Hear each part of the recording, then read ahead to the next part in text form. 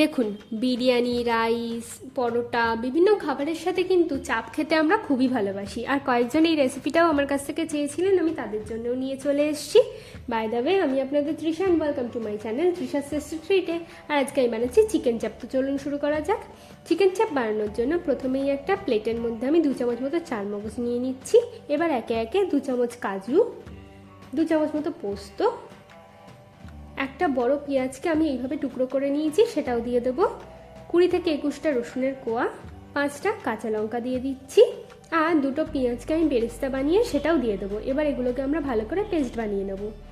এবার আমি এখানে 600 গ্রাম মতো চিকেন নিয়ে নিয়েছি, আর চিকেনগুলোকে আমি এইভাবে একটু চিড়ে নিয়েছি।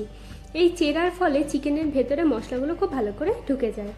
এবার আমি এর মধ্যে 4 চামচ মতো টক দই দিয়ে দিচ্ছি, 1/2 চামচ আদা বাটা দিচ্ছি, আর ওই পেস্টটা যেটা আমরা বানিয়েছিলাম সেটাও দিয়ে দেবো। এবার এর মধ্যে আমি একে একে 1 চামচ মতো কাশ্মীরি লাল লঙ্কার গুঁড়ো, 1 চামচ বিরিয়ানি মশলা, স্বাদ মতো নুন, 1 চামচ মতো চিনি, 1 চামচ মতো গোলাপ জল, 1 চামচ মতো কেওড়ার জল, আর অল্প একটু মিঠা আতর, আর 1/2 চামচ মতো হলুদ গুঁড়ো দিয়ে ভালো করে আমরা সব কিছুকে মিশিয়ে নেব।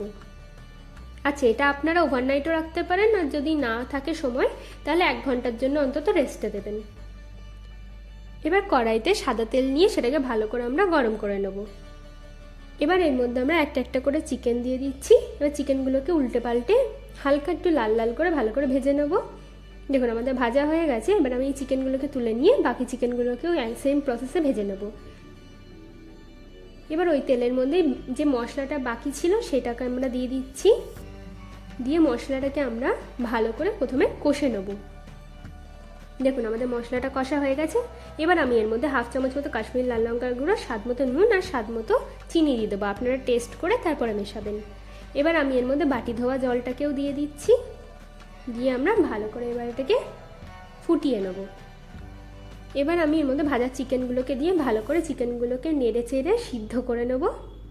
এবার এর মধ্যে 1/2 চামচ গরম মশলা গুঁড়ো, 1 চামচ কাসুরি মেথি, আর 1/2 চামচ মতো ঘি দিয়ে ভালো করে মিশিয়ে নিলেই কিন্তু আমাদের চিকেন চাপ একদম রেডি।